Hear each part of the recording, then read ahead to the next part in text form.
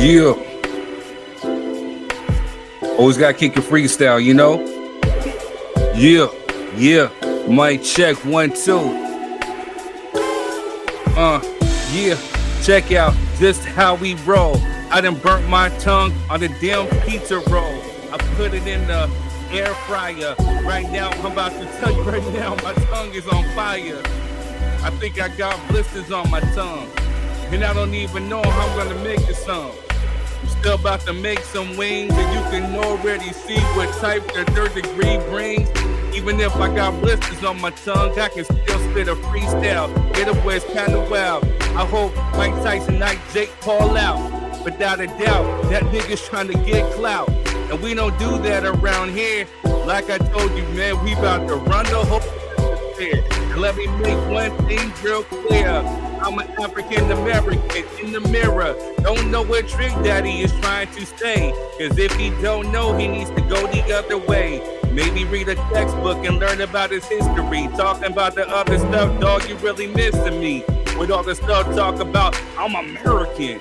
And white boys don't even consider you that. So you better go back to trying to claim black and get the facts straight right now. Because we about to go and make our 2 cent, 3 cent known. You about to see me right now sitting on my throne. And let's go ahead and start the show. I'm just a fly Negro. Oh. What's good, what's good, what's good, y'all?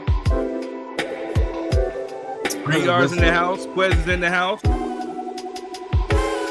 What's the deal, brother? What's the deal, man? Man. My greedy ass, I was hungry as hell, so I'm like, yo, let me just put some pizza rolls in the air fryer, you know what I'm saying? And I thought it cooled off a little bit. You know, I bit one that stuff said, ha, ha, ha.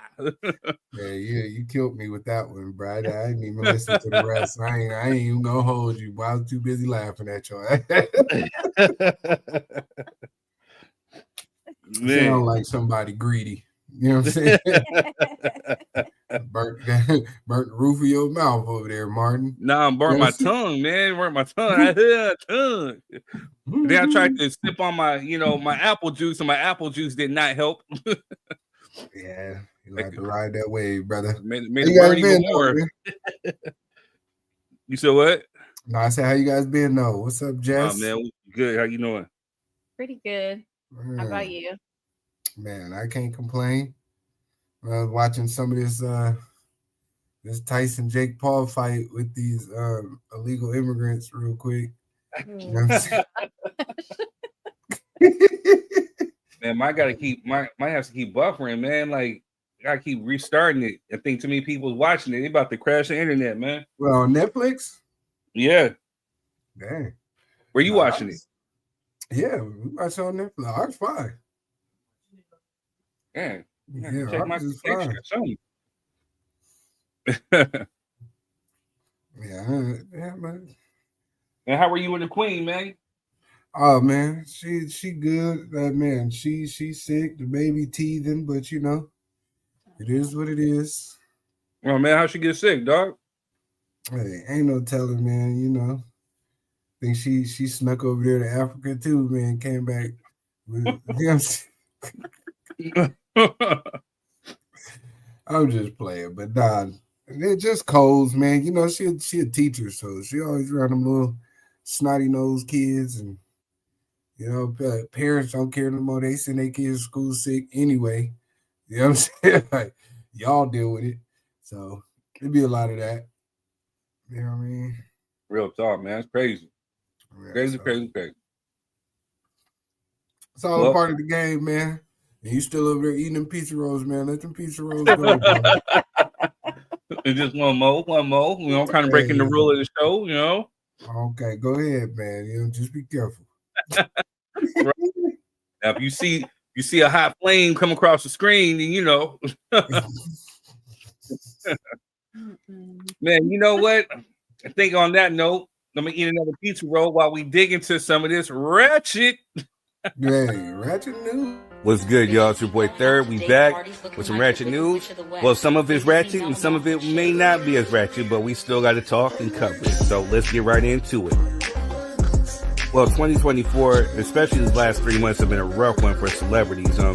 Actor Tony Todd most notably known for his role as the Candyman, passed away at the age of 69. And if you don't know, yes, this guy right here. Yeah, you see the bees all on his face, whatever. Where it is that he actually let bees go into his mouth. I mean, he got paid, I think, per sting or something. It was crazy, man. There was only 2 people that ever gave me fear as a kid, and it was Freddy Krueger and this cat. So, R.I.P. to him. Yeah, he would definitely be missed within the horror movie genre. Moving on. Well, y'all, it's a red wave, and I don't mean a hand signal by our favorite local bloods in Compton. I mean, literally a majority of red wave is Republicans officially land majority in the House of Representatives, giving GOP majority control in all 3 branches of government. This is crazy, man. And then, with that being said, Trump has done a lot of questionable moves, like suggesting reparations for white victims of racial discrimination, replacing four-star General Lloyd Austin with a 44-year-old anti-woke veteran and former Fox host Pete Hegseth, however you say his stupid-ass name. Naming conspiracy theorist Robert F. Kennedy as health secretary and stirring controversy over vaccine and health policies. Also hiring Elon Musk in his cabinet.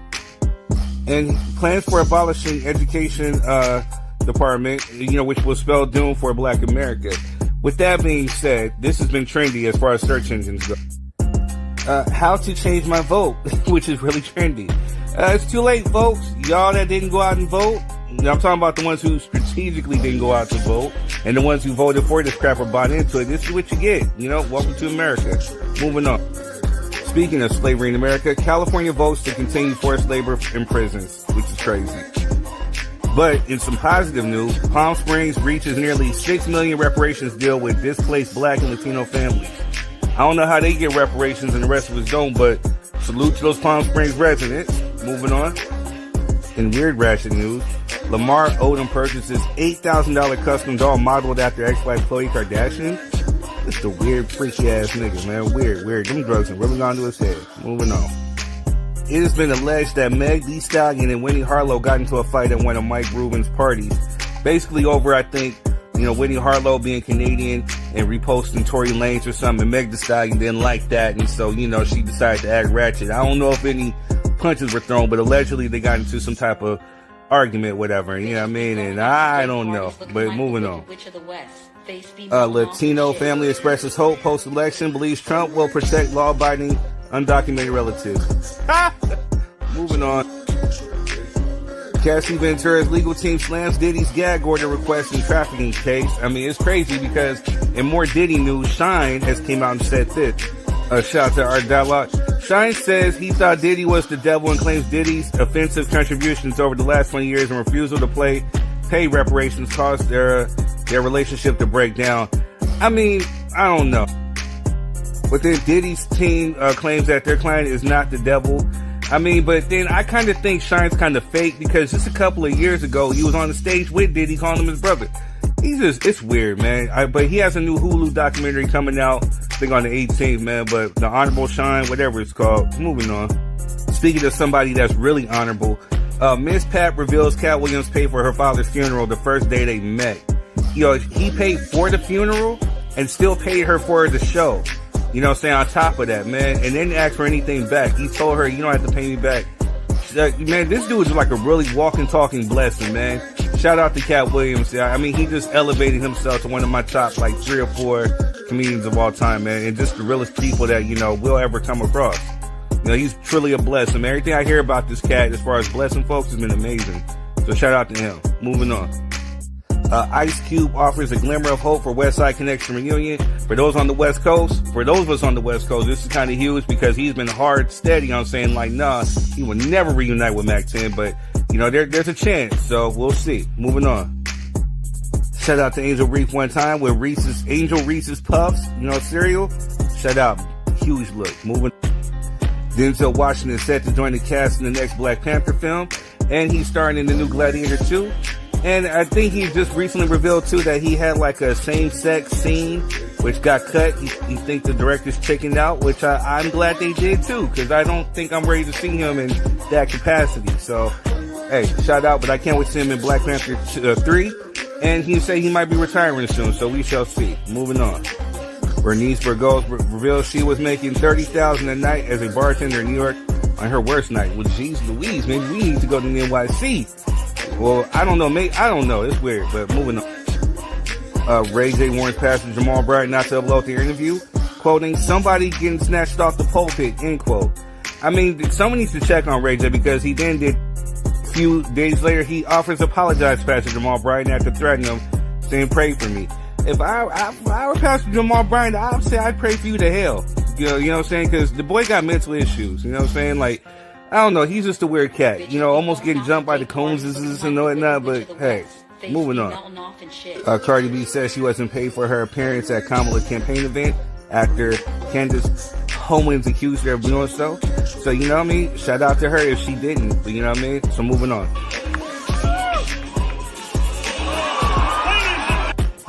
Last but not least, Mike Tyson slaps the dog spit out of Jake Paul at a weigh-in ceremony. They fight tonight. It's going down.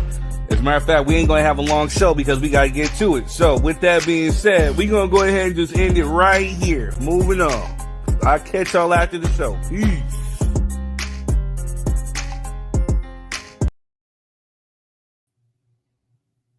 Yo, we back. Oh man, that was some ratchet news right there. Thank you kindly. Hey, Ray J, my brother. What are we gonna do with you, Ray J? Where are we gonna do a Ray J, man? Somebody getting snatched off the pulpit. Now I want to see it, Mr. Bryant. You know what I'm saying? Now you gotta drop it because now we're curious about what happened in that interview that you can't drop it, and y'all was willing to shoot at each other over it. You know what I'm saying? I don't know what's going on out here in these streets. What's up? How you doing, Cheryl? Certified was good with you. Was good. West. Man. No, that was some good stuff, man. Shout out to Cat Williams, man. Cat Williams, man. Yeah, I kind of knew about some of these stories, man. There have been quite a few people that's come up and preached the blessings of Mr. Williams, man, and it speaks to character because you never hear any of these stories from him. Right, exactly. The measure of a man. Yeah, man. Like when I found out that he this was like their first day meeting, so she had told the story like she was on the phone talking with her peoples, and I think they were arguing about who was going to pay for what, blah, blah, blah, blah, blah. He overheard, and when she got off the phone, he was like, "So what's up? What's going on?" I had to bury my father. He said, "Oh, okay." He went, came back, gave her, I forget how much, and said, "Go bury your father." Buried her father. She came back. I seen him again, tried to pay him the money, and he said, "Nah, he don't want it." He said, and paid her for the show that she did that night. That dude's a real dude. Yes, sir. Yes, sir. Gotta love it, man. And D, that's what the legacy should be about. What up, D? What's up, y'all? Can you see me? You're a little dark over there. Oh, there we go. And God said, "Let there be light." Let me stop acting up. What's going on, man? Nothing. Just living. Trying to get this ankle together so I can walk. That's all. I heard that. I thought you were good. No, I've been going to physical. I'm out of the cast now, but I've got to go to physical therapy. It's still hard I can stand on it, but I'm looking like I'm dragging my foot like Jason or somebody. You know how what was that? Like it was one of the characters. Yeah, when they drag that foot and be going, shoot, it be hurting. It hurts. I shall not participate. Okay. Right. But all right, y'all. We're gonna go ahead and kick this off. We don't want to spend too much time in case as soon as Tyson come off, that's when the podcast is over. That's when it's done. You know what I'm saying? we watch. Hey, we love y'all, but we gotta go. You know what I'm saying? Y'all, you know what I'm saying? And I gotta put the wings back in the air fryer and let them cool off a little bit before I bite into them so I don't burn the rest of my tongue. But we gotta go. All right. So for those who are on Facebook, thank you for tuning in. If you catch this show, thank you to the rebroadcasters. This will be rebroadcasting if you miss it tonight. Ooh, dude got knocked out. But yeah, so Rude. But make sure that if you guys are coming on, we got the link in the comment section on Facebook. Make sure you hit that link. But if you're using your phone, just know you gotta use some headphones. They will work as a microphone. Make sure that you got your best representation of yourself. Make sure you're next to your Wi-Fi. Make sure there's no noises in the background. Make sure you're sitting still. We want to make sure we hear every single word. But like as Quez likes to say, this is a production. So, there is a chance that you could get clipped up and you can get put out there in the atmosphere. So make sure that if you agree, you disagree respectfully. Also respect the host, respect the mic. You know what I'm saying? If you come on and things get heated, if I'm saying, hey, calm down, I'm saying calm down for a reason because it's sounding distorted, scattered, and we just looking just plain old ignorant. And we try not to have that for this show. Other than that, have a good, fun show, y'all. Yes, let's do it. We need you to focus, though. We see you watching the fight trying to talk to us. You know what I'm saying, sir? We need you to focus. All right. We go all stuff I'm together. sorry. I grew up in a boxing household. My pops was a professional boxer. So, this is... Well, we here for y'all. This dedication. Rain, hail, sleet, or snow. We weren't going to push the show back. We here. Just as soon as they say Tyson coming up, click. Man. Let's get it, man. All right, man. So Quez, you already know what to do. Yeah. Third, what's the word of the day, man? I got a couple of words for y'all today. First off, we're gonna go with identity. The identity is the definition is the fact of being who or what a person or thing is. A close similarity or affinity.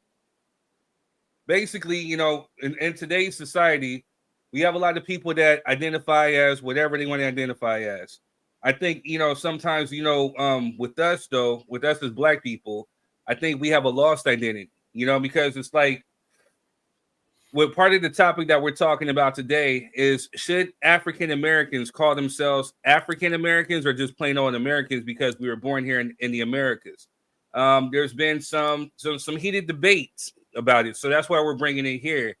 And again, this is something that we're born into. This is something that we should identify as. But when you got people telling us that we shouldn't, or it's just kind of just weird. But what also brings me to my second word for today is counterfeit.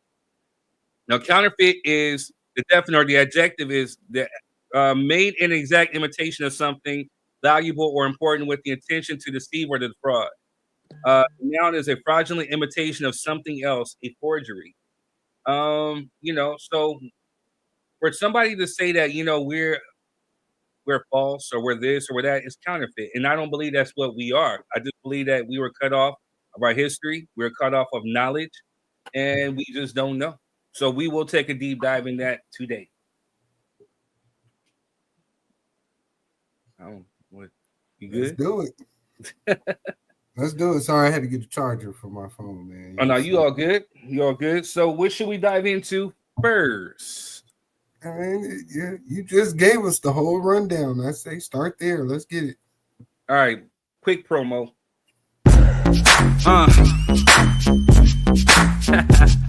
Yeah.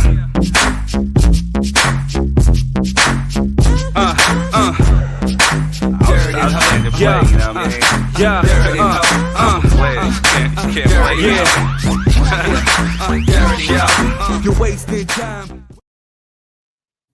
Yes. You can get my music on Spotify, king3rd.com, Apple Music. I'm everywhere.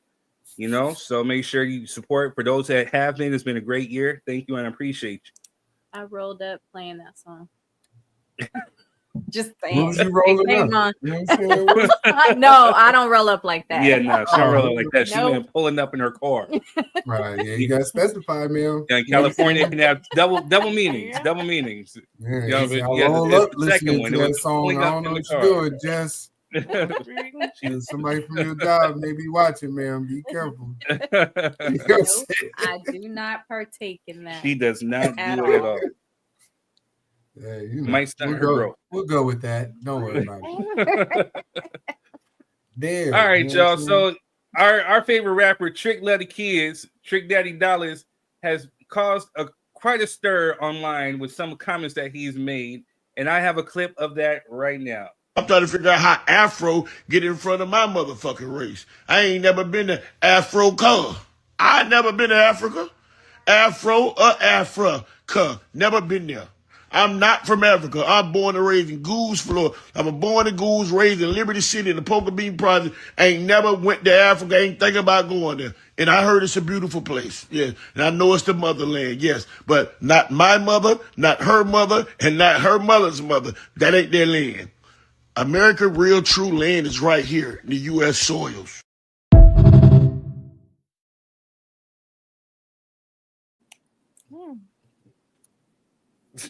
Well, where the hell is Melvin? Let's talk about that. Where the hell is Toes? Man, I don't know, man. He said he in his business. Right. What are your guys' thoughts? Baby, I'm a thug. You know what I'm saying? That's my thoughts. You know what I'm saying? Yeah. That's my thoughts, man. You know what I mean? Go ahead, ladies. I'm gonna let y'all chime in on this one because I'm trying to be courteous, sir. You know what I'm saying? Don't worry, I'm around this up. You know me. Dr. Umar Nasheed Jr. will be live and in effect. You know what I'm saying? Don't forget the Junior. Well, you got Johnson Jr. Yeah, don't forget the Junior. All right, ladies, you chime in, please. Let's get it going. You know, I think it's really I think it's really sad to hear that because he said not his mother, not his mother's mother or her mother. I think he needs to do some research, you know, because I think he's older than me. So, yeah, one of your ancestors was from Africa. Get it right. That's all I got to say. Cheryl says lots of older generation feels that way when people try to force the African American title on blacks. Yep, thanks, Jesse Jackson. That's a good point. Hey, another thing is too, make sure you guys are liking this and you're sharing it on. If you're on Facebook, make sure you guys are hitting the like button. If you guys are watching live, make sure you're tapping the screen or you're tapping the like or the heart button. If you're on YouTube, make sure you're hitting the like, share, and subscribe and notification button. Make sure you're commenting. Drop your 3 cents on YouTube or King3RDD. You know, we love the comments there too. Go ahead, D. Oh, I just wanted to say one more thing. Okay. There's lots of Hispanics that weren't born here either, you know, but they still call themselves Hispanic. So. So. That's true. All right. But they don't say American Hispanics or, you know, they don't put that American or that Mexican American. Yeah, Mexican American in front. I'm on the fence. I kind of get what he's saying because a lot of times, you know, Africans don't like us to say that we're African Americans. They don't want that with that. And hey, cousin. so, excuse me? No, I say, hey, cousin. I was talking to my cousin. Her cousin. Our cousin. My friend. My cousin. It ain't. But anyway, so my thing is that with it, I get what he's saying because of that part. You know, you was born here, so you're here. If you weren't born there or had any, like your parents weren't there, your grandparents weren't, I can see what he's saying. He's been here. This is what he claims. He's black. You know, it's not like just because a person says they're American does not mean that they're define themselves not to be black. Because when it's on the paperwork, you know, you're checking that box. It don't say, you know, this it says black, white, you know, Mexican or whatever. So I think that's the point. Quick correction: it does on some things. It does say of African. Some things it does, but on state documents, it don't say that. You know, when you do an application or thing like that, but on state documents, it doesn't say it. It just wants to know your nationality on that part. But got it. That's my point. My 3 cents before I let Tariq Nasheed Johnson Umar Jr. come through, you know what I'm saying, and speak his spiel. I know we're about to, you know, get into a heavy one. Hey, Colleen, how's it going? Hey, I haven't seen you in a minute. Shout out. My 3 cents. I get what he's saying. If you want to be technical, I mean, yes, we are Americans because we were born here on American soil. But to say that and to negate the fact of your African lineage, I think is just plain ignorance. And I think some people have come to be complacent because of the simple fact that we're here. Again, and I know the word even Africa is a European made word. You know what I'm saying? It wasn't even the original name of the land. So I get that. But regardless of whatever it was before, now, whatever, back then, now it was a place of origin. So therefore, we all, humanity, sprang from Africa. So I think, the thing is with Trick, I get what he's saying, but I think he needs to do a little bit more research. And I think that when he was on this podcast, people were trying to educate him to something, and he just wasn't really, I guess, receiving it. You know what I'm saying? But if you know history, and again, I wanted all of our ancestry results because I wanted to show that even though we're born here in the United States, you can't eradicate that African DNA that's in you. It's in you. You know what I'm saying? What he does not know is that, because he has not done the research, or nor does he care to, he actually has relatives that are still probably walking around on the continent of Africa. The fact that there's people who look just like him on African soil, and you negate that fact, I don't understand that. I don't even understand why you're trying to dismiss or even say that you don't belong to it. But again, today, saying, well, even though we are technically born here, I mean, we have to have civil rights movement.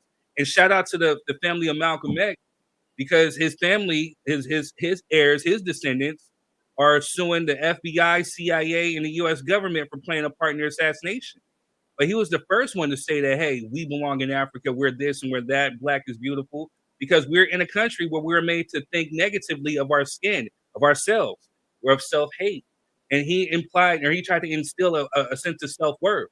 So when I hear Black people saying, oh, I'm not African, then nigga, what the funk are you? But I'm sorry. There are whites who are also called African Americans. So Elon Musk, who y'all hate so much. I mean, if we want to see African American. But again, yeah, I mean, here's the thing. We want to go into history. Europeans came down and they settled and they took over that land, which is known as South Africa. So they were born on Everybody South came Africa. from Africa, though. That's very true. Very true. Very true. But again, we have people who are born in Europe. We have people who are born in Mexico. We have people who are born in Asia. So a quick little history, we as people, the first people migrated out of Africa. This is science and DNA. The one thing that you cannot dispute or irrefute is DNA. It does not lie. So once we started migrating out of Africa, we started, what's that word I'm looking for? We started intermixing with other species, essentially meaning having babies with Neanderthals, a Homo erectus, all these other different species throughout Europe, throughout Asia, and we bred and we created essentially civilization. So when I hear people saying like, oh, I got into it with this one cat yesterday who said, well, blacks were already here on this soil and all right, cool. To some degree, you're right. But again, I think he's just regurgitating shit that he doesn't really know. Because at the end of the day, when essentially the Native Americans of America crossed over from the Bering Strait, they were essentially crossing over from Asia. But then within that mix, if you put your hands into a bowl of M&Ms, you're going to come out with different colors of M&Ms. You know what I'm saying? But at the end of the day, you had specific Africans who are straight out of Africa. You had some who had bred and created Asians. Then you have some who are just flat out just Asians, but they all came over. So again, I mean, there's some truth, but this is not all the way true. And I see you smirking and whatever. Go ahead, man. I was just listening to the lecture. No, you're not. You're trying to be a smart ass. You're trying to be a smart ass. I see it all in your face. I see it all in your face. I was listening to your lecture, sir. I was letting you, you know what I mean, get your issue. Go ahead, off. Tariq Nasheed, Umar. We all know that third is the Prince of Zamunda. with his 77%. And You know what I'm saying? Don't hate. He's, you know what I mean? He's got official documentation and all that good stuff Don't from hate. Africa. I found You know my what I mean? people. You still searching for Benjamin Button. I'm just saying. Anything is possible. You know what I'm saying? There's a Homo erectus and Homo sapiens that we was out here making with that you was just talking about. You know what I mean? It's quite possible, you know. Here I was thinking that the black woman created every shade and color and every genetic modification across the world, but you know, I could be wrong. I agree with Trick, man. It's really that simple. I agree with Trick. We don't put that animus on nobody else, right? Like Cheryl said, you know, there's white people who's Africans. They come over here and they're African Americans. So what distinguishes the term African American from the actual race? If it's not attached to a race, then it probably shouldn't be a describing or determining factor to me. Right? If white people can be African American and Dutch can come over here and be African American, like to me is unnecessary. Everybody else is hell bent on they're American. I'm American. You know what I'm saying? So, it doesn't bother me either way, but I can definitely understand what he's saying. Just like you said in your dissertation, as people started to migrate and move around, right? They became different sects of people, right? And the people that are over here of African descent really don't have that much of a remembrance and tie to Africa outside of people telling us that we African, to be completely honest. And you brought up my great brother Malcolm, and ever since Malcolm and there's been a large Pan-Africanist movement for generations now. Unfortunately, it's just been a one-way street, to be honest. You know what I mean? It's been us bearing the fruit of the labor of the Pan-African movement, you know what I'm saying, campaigning for Africa, and there's been no reciprocation because a majority of the time when those Africans come over here to America with us, they're advised not to deal with us. They're advised to stay away from us, and they make a point, and they make it their due diligence to make sure that you know that they're not you. They make it a point to do that, especially on something good. You know what I mean? When it comes to black doctors, no, these are Ghanaian doctors. You know what I'm saying? These are, you know what I mean? All these different countries they got over there, they make sure they fly their flags over here in our face to let everybody know I'm not like those niggas over there. And that's always been my problem with them on this side. Now, to be fair, in Africa, I'm pretty sure it's quite different, right? I'm pretty sure if we go to Africa, they accept us with open arms and they love us and all that great stuff. I've seen plenty of videos, which is great and amazing, but we don't have time to, figure that out all the time. That everybody's not taking trips back to Africa. Doubt. So you're talking about a small few, but I'm a quote, Brother Malcolm. Who taught you to hate yourself? I mean, it sounds good until you see it in reality. You know what I mean? You just look at your Facebook page. Go look at your African friends that are in America on Facebook and see if they don't have a country's flag flying. And see that when the Olympics come on, they root for their home country. But right see, here are they not supposed to? Are they not supposed to? I'm just saying. Because so again, if there is no difference between us, what country do I get to pick? Right? Yeah, I get that point. That's a valid point. That's a valid point. But again, we were kind of brought over here, or our ancestors were brought over without a choice, though. You know what I'm saying? So by default, yes, we are Americans. You know what I'm saying? By default. But there was no America before we got here. True. That ain't by default. We built this. Why should I disassociate myself from something that my ancestors built? Right? Yeah, but then when I do something great, I gotta coincide and you know what I'm saying, co-sign Africa onto it. So when we do something great over so here. the same thing goes to can be said for Mexican Americans. You know, we all got Mexican American friends over here, right? Right. So again, when the fights are on, whatever like that, you see them flying their Mexican flags. You know what I'm saying? We got Italian Mexican Americans. They say wait. Either I'm Mexican or I'm American. They don't say you know, so the word the word Tejano. I've heard the word Tejano, you know what I'm saying, with some of my friends saying that they were born in Texas, that they're Texas born Mexicans.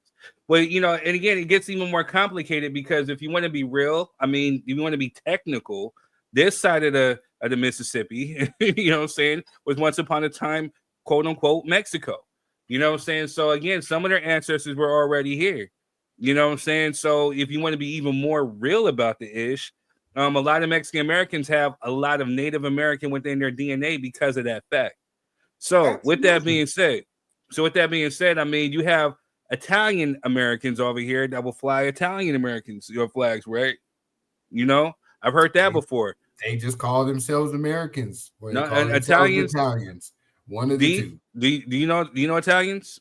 I've never seen Italian American on no piece of paper. Do you know some Italians, D? Absolutely. I said they call themselves wait, Quest, Mr. Tariq Nasheed, Umar Johnson Jr. Don't forget the Junior. Jessica, do you know some Italian Americans? No. I mean, I was gonna say I dated one, but well, geez, what the fuck? I'm learning new shit out here on the podcast. I told you. That's in the mob. You know what I'm saying? This girl's savage over here. Man, Colleen says all the European Americans came here by choice. They weren't deported here like Australia. I mean, you know, again, the ancestors, yeah, they were setting out for the new land, and they happened to come across land that was already occupied. You know what I'm saying? And so with that being said, I mean, you still have people who will proudly fly their country. Brazilians will do it. Mexicans will do it. Panamanians will do it. You know what I'm saying? There's really nothing wrong with doing that. The reason why we can't do it is because Negro, we don't know. We got no choice but to sit up here. We got no choice but to fly the American flag. Nothing wrong with that, Third. That's my whole point. What's wrong with that? There's nothing wrong with that. Go ahead, Jess. But to play advocate, oh snap, like you always like to do. Get them. So, which one do I fly? Asia. Don't.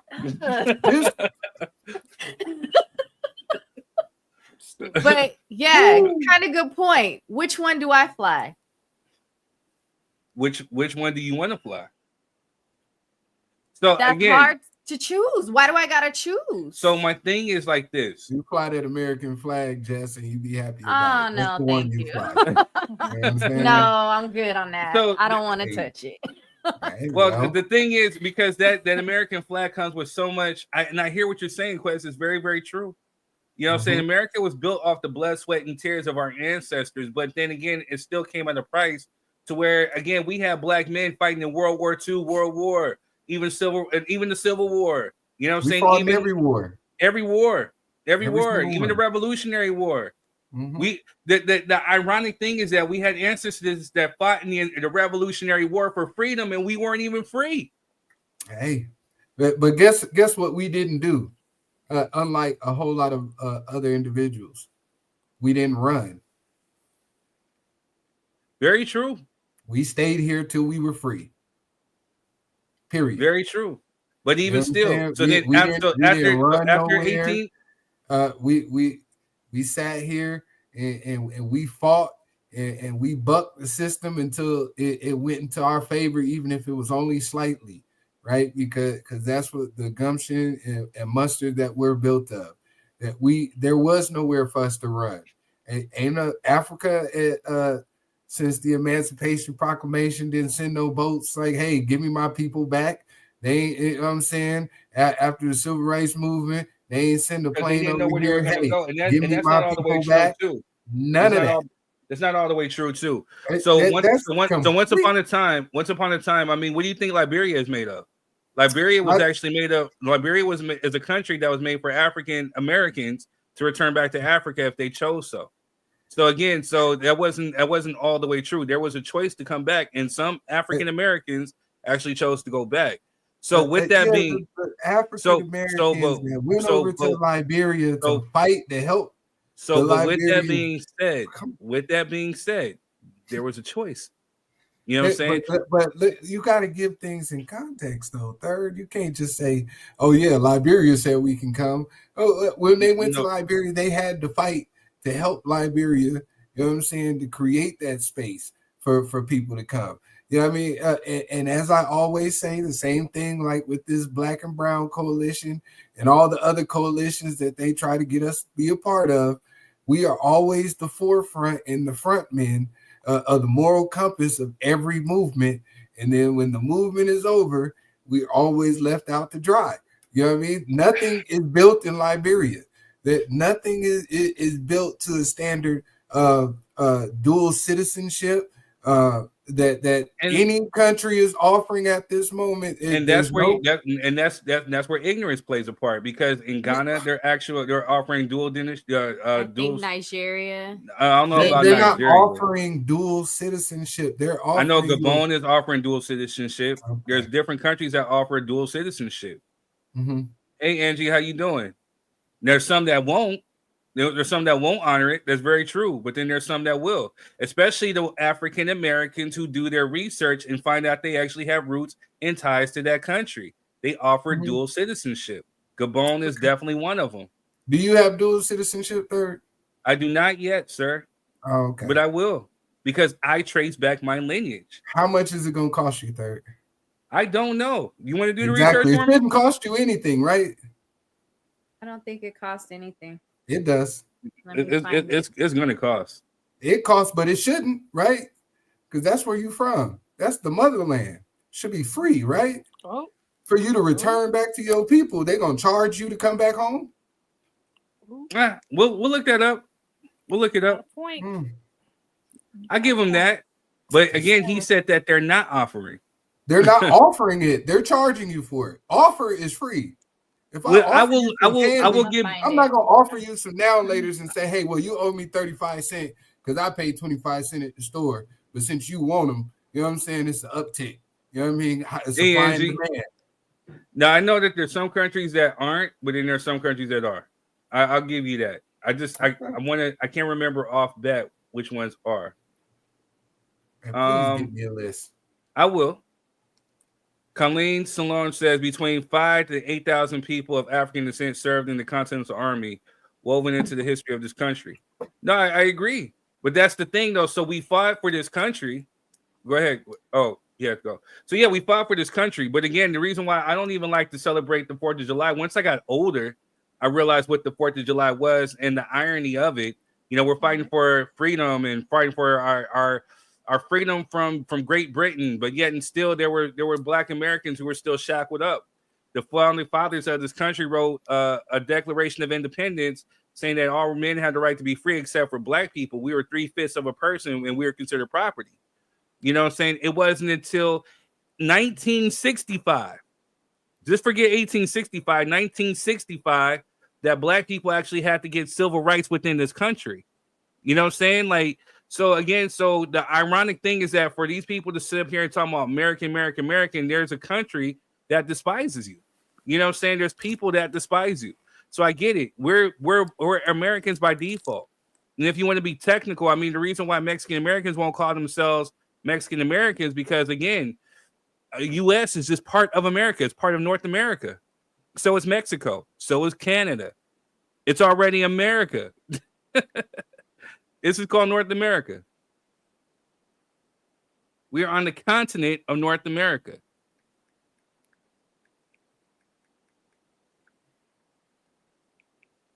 I'm trying to find it. I'll look it up. They had it in AfricanAncestry.com. They have a Facebook group about people who want to do this citizenship. But y'all can't find it? No, she's looking it up. I can find it. Oh, okay. I'll find it. Type it in for her. Hold on a second. Let me get this buffer.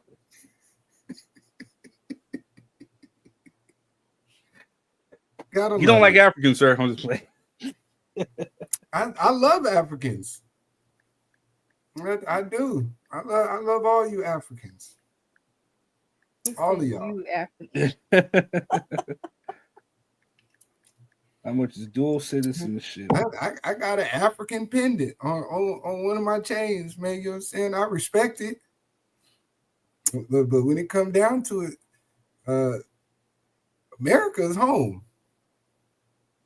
Period. Everybody's running to get over here. Even the Africans.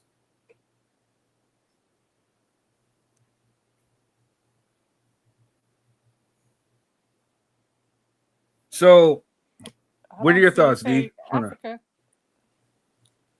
Well, Colleen's saying we were only 3/5 if we weren't free. Still 3/5 now. Ain't nobody changed it. Philippines, Mexico, Israel, Italy, France, Australia, Germany, Ireland, UK, Canada that offer dual citizenship. Hold on a sec. That's what it says right here. Because I know Ludacris got dual citizenship in Gabon because of his wife. But again, that's because of his wife. Right. And then I think Samuel L. Jackson has dual citizenship. Yeah, Stevie Wonder. You know what I mean? What, of Ghana? Yeah, you see the trend here? You know what I'm saying? Yeah. All the people that they offered that dual citizenship to brought notoriety to them. You know what I'm saying? Because they were important. And they probably was more than 77%. Maybe that has something to do with it. I don't know. You know what I mean? I don't work over there. I'm just saying, you know what I mean? I didn't read the list of requirements. You know what I mean? It looks like you should send out a reminder about that, about the result. I forgot. I seen you put it in there. I sure did, and nobody sent me the results. The teacher gonna send me the results. And she gonna send me the link. She gonna send me the link right when the show is. So I'm like, I can't do shit with it now. Yeah, I seen it. I even thumbs up it, and I still forgot to send it to you. That's Angola, Burundi, Republic of Congo, Djibouti, Gabon, Gambia, Ghana, Kenya, Mozambique, and Rwanda offer dual citizenship in Africa. 4. Let me see. So I think you guys are caught up on the etymology of words matter. Offer doesn't mean charge. That's my problem. If we're supposed to be playing Pan-Africanism, right? Wouldn't you think that your lineage that got trapped over here in America for Ghana is $250. Hold on, let me see. $250.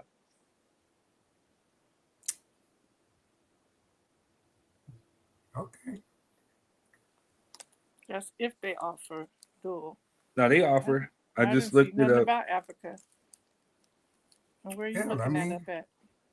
Don't worry, I got you. I'm just saying, man, Pan-Africanism, we should be in this together. Y'all come on home, man. We ain't gonna charge you to come home. Just come on home. We got some land for you over here. We need your skill set. We need. I mean, y'all. So while you're saying that and you're being facetious, there are some people who actually say that. You know what I'm saying? And they welcome that. Like, again, I've talked to my African relatives in Cameroon, Nigeria, and Gabon. Well, not Gabon yet, but primarily in Cameroon and Nigeria. I literally talked to my cousins. They're my fourth cousins. I believe it. I wasn't being facetious. I'm saying that, like, they're talking to you, third. Ain't nobody called me. And I'm not. And well, here's the thing. I mean, do you know where you come from? And that's my point. Is that, you sat up there and you did the research is finding, okay, you have a certain percentage of African, which is like, what, 84, 83%, which is good. You know what I'm saying? But have you done further research to actually try to really find out where you come from? Because it's one thing that is just like, again, you're going to be mixed up of different Africans. But have you actually sat up there and actually took the time to actually find where you come from, who your people are, learn your customs? Or are you just complacent with being American? In a country where you sit up there And you literally, your ancestors had to fight for rights since 1965. Mm-hmm. That's all I'm saying. If I'm playing advocate, keep fighting. I'm gonna keep fighting, third, and I'm gonna stay right here. Because guess what? Your cousins in Gabon, in Nigeria, in Cameroon, they be on the first thing smoking when they get a chance to get their ass over here. They be on the first thing smoking to use that affirmative action to get their ass into school. But here's the thing, though. So you got Nigerians who are going to college to get into them hospitals and get those nursing degrees and to be doctors and to do all of that. So you have them going to college and even in England and stuff like that. They go to colleges in Europe. They go to colleges in even Asia.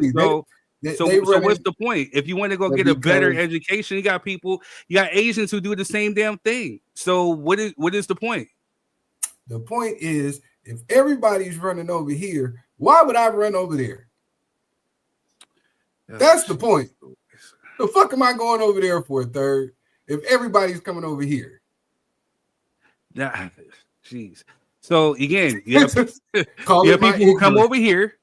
You have people who go to Europe. You have people who go to school in Spain, Switzerland. Mm-hmm. Do they not go to all school? Places away from their home. And they never seem to take their ass back. They always seem to stand here and wag their finger and say, "You damn Makata, why don't you pick yourself up by your bootstraps? You sitting up there? Are you putting that jacket on a few, or are you assigning it to all? I can never say all of anything. I'm just saying all of the people I ran into. Let me just say that. All of the ones I've come across have had that same sentiment. And even the niggas that wash my car up the street at the car wash, at the hand car wash, turn their nose up at me like I made them work there. Those Africans. Yeah. But as soon as boss man Jiminy Snicks comes down, oh yeah, how you doing? You good? Let me get that for you. You know what I'm saying? I gotta go sit my black ass on the concrete sidewalk. You know what I'm saying? Ain't nobody bring me no chair. So are you attributing that to a few, and you're putting your experience to a few or for all? I know you. So what does it have to do with Africa as a whole? You've been good to me, third. I ran into you. You know what I'm saying? They can't all be bad shit. I'm just saying in terms of them cosplaying to be us when it's beneficiary, that's always been my problem. It's cool to be different than us until you find out that you just like us. It's always that's not true. Plenty of regular people have it. Mm-hmm.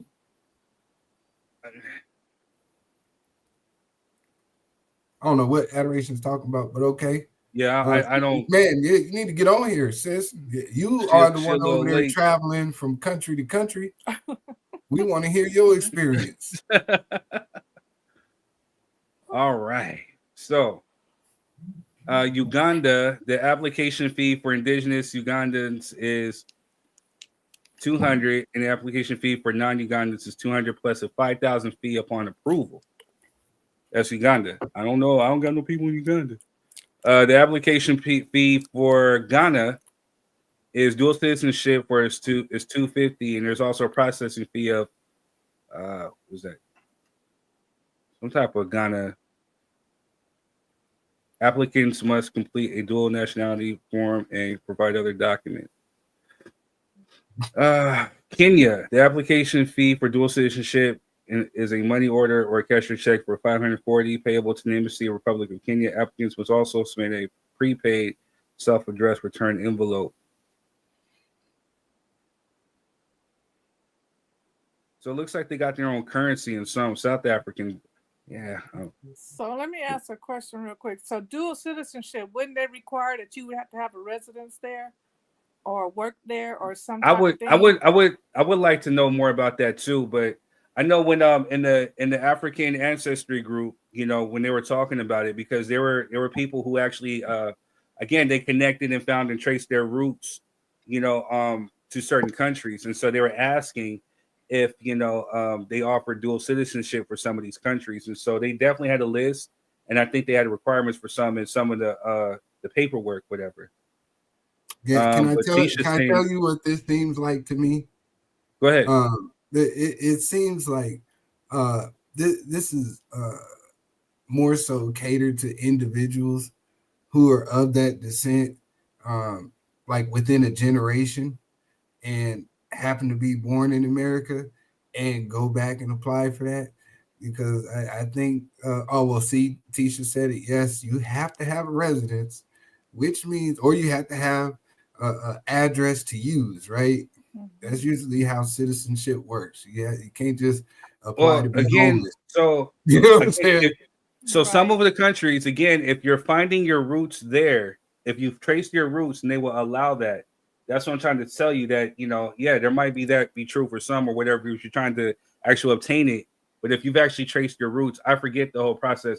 I'll research more into it as far as like, are you actually tracing your roots? And I'll come back to you with that. Yeah, because I don't know off bat. It's been a while since I've been in there looking. Thank you for that. And another thing, do they believe in the DNA over there? Yeah, they do. Well? I just told you they recognize it. If you actually trace your lineage with the DNA, whether it's ancestry, especially if you actually link and find your relatives within that country, they will honor it. You know what I'm saying? Especially with African ancestry. So if you've taken it in your paternal lineage, traces back to a specific group of people within that country, and they honor the dual citizenship, they will allow you to apply. You know what I'm saying? So they recognize the DNA for the simple fact that they know some of us that we just don't know of where we come from. So if you're taking that time to actually figure it out, then yes, they're going to honor it. Some, not all, some. So and then you just don't. I said, you know what? Good. What the? No, you don't. Why do you want to pick Tariq a fight Nasheed Umar Johnson Jr. This is the energy I be talking about. Y'all just want to pick a fight with me. You know what I'm saying? Because I don't. Hey, you my brother from another mother. Right. I agree with you. So.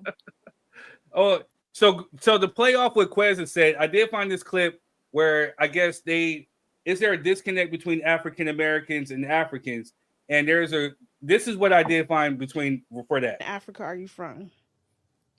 I'm from America. That's what we're saying. Just like a Jamaica, just like hold on. Just like somebody from Jamaica, they're not going to say what country in Africa they're from. Somebody in Haiti is not going to say what country from. They're going to say they're Haitian because they were closer from what is it called, the triangular slave trade. But then when you ask them that question, they're not going to have a definitive answer. That's because they're already in their own community of Caribbeans, the Haitians, Jamaicans. They're all like in one bowl. But Black Americans are in their own bowl as well. The reason why I asked that, that's why getting questioned. That's why Africans feel that way, because they feel like because you don't know where you come from, which is not by fault by Africans. We know where we come from. We come from America, just like Jamaicans come from Jamaica. Like, what is the difference? I think it's just more relatable from an African to see another African and be like, oh, where you come from? Oh, I'm from Ghana. I'm from this place. And they know so much about their culture because they do this, and this. So I feel like that's why they feel like you know so much about your culture in Africa. So that's what they're like, well, Americans don't know, because honestly, you guys don't know. When Africans come to America, they're busting their behinds to get degrees, become doctors, lawyers, and stuff like that. So when Africans look at African Americans, they're like, these people have credit cards. We don't even have credit cards. These people are not even working, and we come here and we busting our asses. Now we're doing this. We're now 6 figures, and these people have all these years to become all these great jobs and careers, and they're not doing anything. I'm just saying this is what they're saying.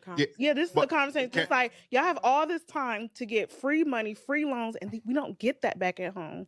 Yeah, but y'all get that when y'all come here, though. Exactly, and guess what? We're right here, and y'all are still here. There's a lot of grants and loans and different situations. The people from here is not getting them loans that y'all come here and get, though. You said what you just said? No, I said there's a lot of. That's the point that they're proving. The people here are not even getting it. So it's like, what are y'all doing? I'm saying the black people here are not getting them same opportunities that y'all come from y'all Africa and come here and get. We don't get those. Considering not just Africans, everybody, all the other countries are considering y'all as being lazy, because it's like, why aren't y'all getting these? Like, why y'all not busting y'all asses to? Y'all should be better than the Chinese. This is if y'all Americans. Y'all should be better than America. Y'all should be better than Chinese people who coming over here. But we. And the thing is, my question is, what are the opportunities that you think that we have over? That's different, right? The grants, the loans, the scholarships, and that stuff. we're getting more than you guys. I don't understand what. No, I've never heard of anything. Are y'all seeing what's going on with the immigrants right now and how the benefits that they're?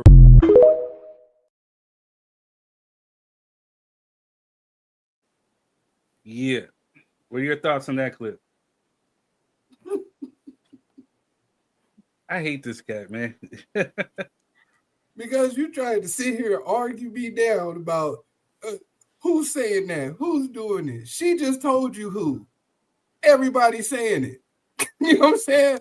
That's what made me laugh about that. She said, we're all saying, why are you over here doing this? And you lazy. You had all these years. She said we all saying. That's what makes it funny to me, Sir Third. And then to have the audacity to say you should be doing better than the Asians when the Asians right now is over in Africa smacking y'all upside the head and taking over your land and fucking charging you for your ports in astronomical refinance fees that y'all couldn't pay them debts back, to have the audacity to point your finger at us and say, why ain't you doing shit is crazy to me. That's why I was laughing. I agree with you on that one, though. That shit's crazy. But go ahead. Carry on. No, I agree with you on that one. I agree with you on that one. That was kind of...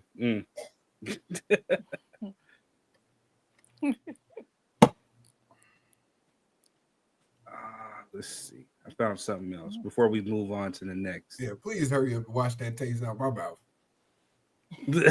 I love you, African people. Just stand on business. Some niggas don't want to be African. Especially extra chocolate niggas. I have no problem. I'm more African than you. You know what I'm saying? I have no problem. Now you claim it. Now you claim it. Now you claim it. I thought you American. I thought you American waving that American flag. I thought you was out there with Kid Rock and them. Ghana, Sierra Leone, Gabon, and Eritrea. As far as with DNA. But so that's great. Shout out Nipsey, who's Eritrean. You know what I'm saying? And Black Sam. Appreciate y'all. Oh, you like the famous those I fucks with them. Yeah, he likes the famous ones and shit. Ain't that about a biatch? Hey. All right, y'all. Them the ones I know. I'm just saying. I'm sorry. All right, y'all got any closing thoughts on that? Well, close this chapter and go do some research. Listen, Nestle before Crunch. You start saying people in their ignorance. Listen, Nestle Crunch. I do implore. I Nestle Extra Crunch. I do implore all my folks out there, especially Black folks, study, learn your history. You know, hey, Ancestry has a sale for $40. You can sit up there and get free membership for up to like 3 months. You can sit up there, trace your family tree. You can find census records. You can find all types of stuff. The better thing is to know and not know. That's how you erase ignorance. But hey, what do I know?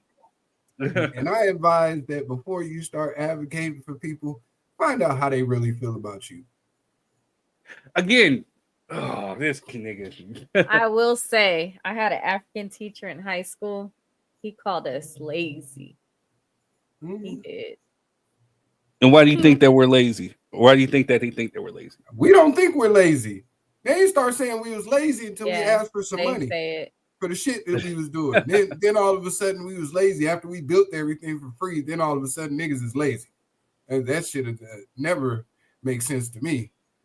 We was lazy, but we just built this whole motherfucker. But all of a sudden we lazy now because we want to get paid. Oh, okay. That's a good argument right there. All right, so we will take a quick little promo and we will be right back with the next topic. Yeah.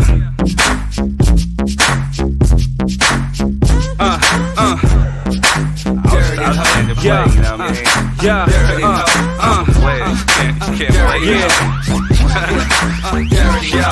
You're wasting time, wasting lines. And we are back. That's sad that we had teachers, or you guys had teachers that called. I want to understand what the whole lazy thing is. My experience with Africans have been actually pretty good. I am not.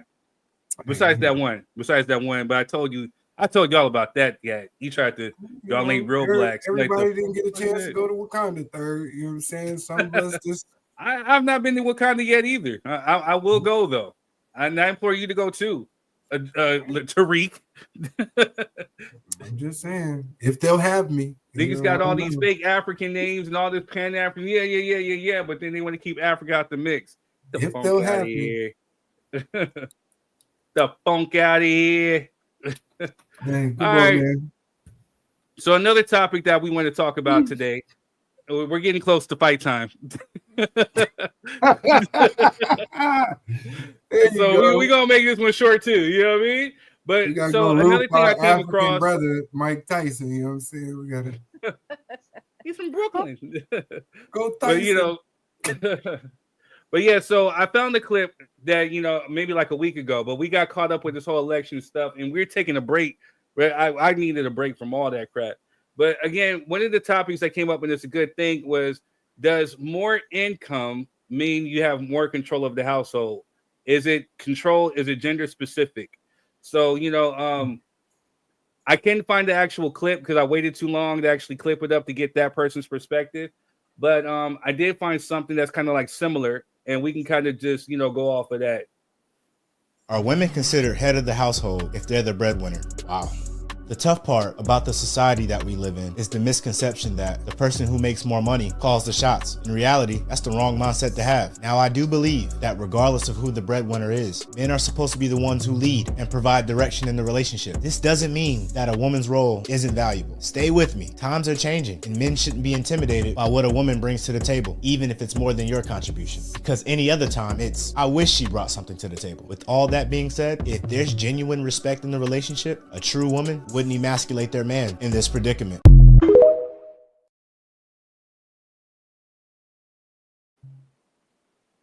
Now Melvin wants to show up in the comments.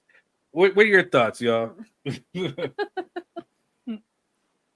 ahead, D. You up first. Yeah, buddy. See, look, and third and just left. You know what I'm saying? The African consulate called them out. Never mind, he back. You know what I'm saying? And sending him his dual citizenship papers right now. You know what I'm saying? We didn't know you didn't have them, my brother. Go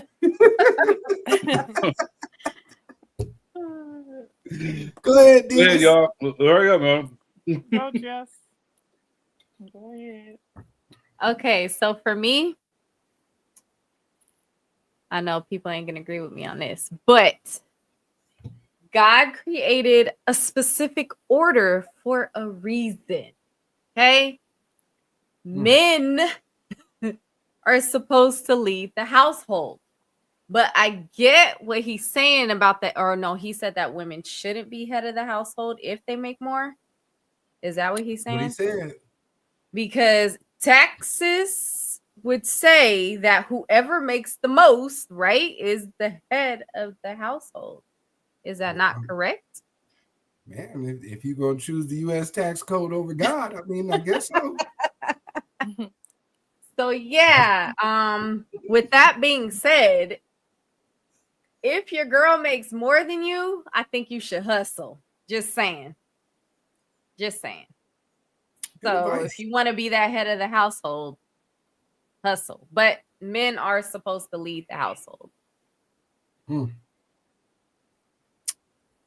Great perspective, D.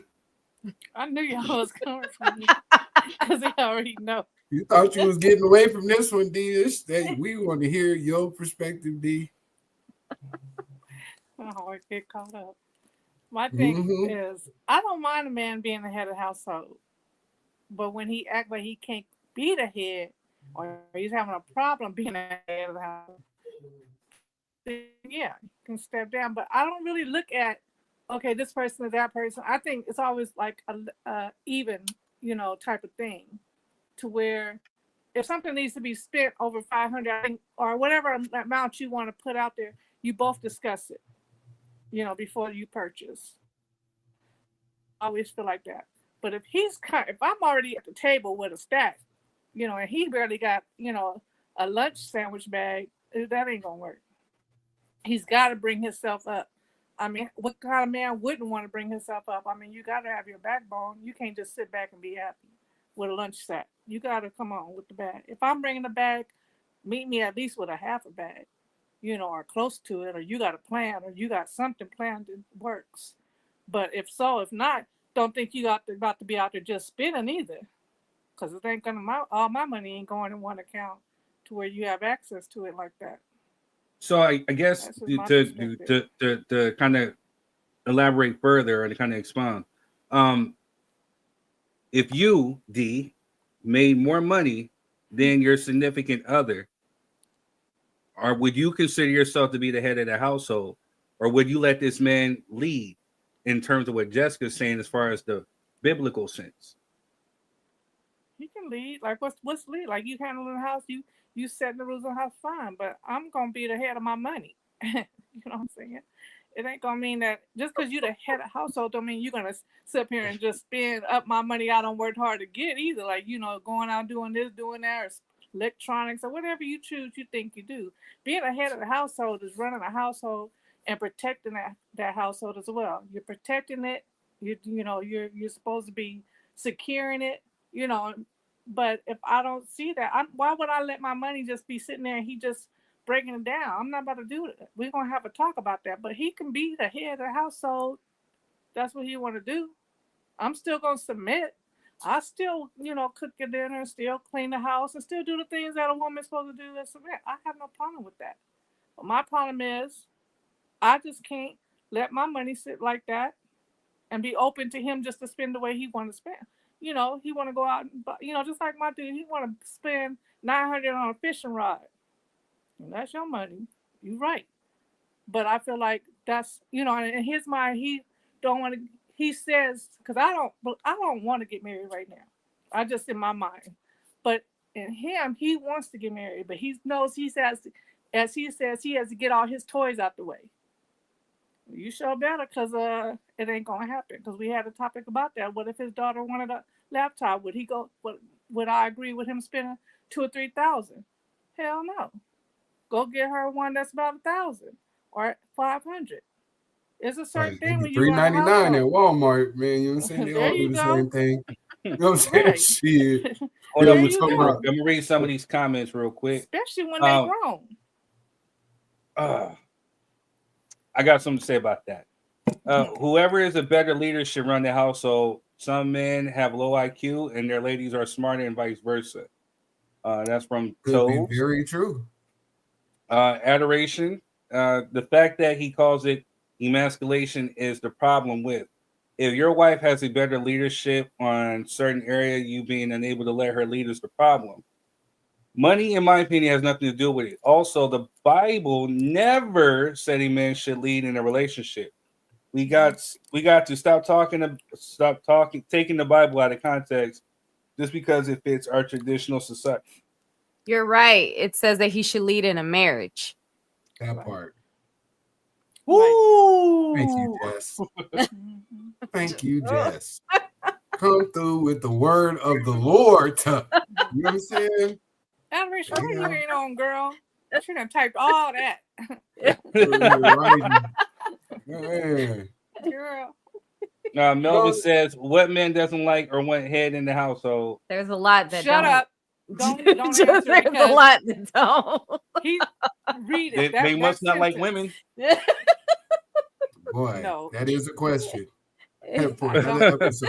The moment money has to do with what a person you are better at leading in certain areas, that's the moment your relationship will suffer. A study showed that most men are jealous of their wife's success because they are raised to think that if they are better than the woman or over and the women in every way in failure, we got to stop this. Who is most men? And Adoration said it doesn't say that. It doesn't say that God should be the head of your house, then the father, and then the mother, then the children. I could have swore that's what it said. It starts in Genesis. Yeah, well, what Bible are you reading, Adoration? Head of every woman is a man. What does the head of every woman is a man mean? Explain that. Right now, she's really typing now. Please. She gonna make Cal read all day. And what iteration of the Bible are you getting this context from? Is this the new Philippines red light district version? If you I'm just. I'm curious. You know, there's a lot of different versions, man. You know what I mean? It ain't that many versions. No, it ain't. I just want to know. If it says the head of every woman is a man, that kind of is self. I got it, y'all. It says head of every woman is a man. It doesn't say a man is leader of a relationship. And like Jessica said, she didn't say relationship. She said marriage. She was strong on that one. And she has a point.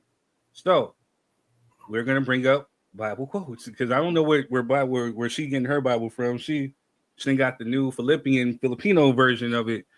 Likewise, it says 1 Peter 3:1-22. Likewise, wives, be subject to your own husbands, so that even if some do not obey the word, they may be won without a word by the conduct of their wives. When they see your respectful and pure conduct, do not let your adorning be external, but let your adorning. For this is how holy women hoped in God used to adorn themselves by submitting to their own husbands. I want you to understand. This is the ESV version, just to let everybody know. But I want you to understand that the head of every man is Christ, the head of your wife is your husband, and the head of Christ is God. Ephesians 5:25, husbands, love your wives as Christ loved the church and gave himself up for her. I'm looking for the one in Genesis. Because she's Louise. It says a lot about where the husband is the head of wife. It's saying a lot right here. I don't know where Adoration is getting her stuff from.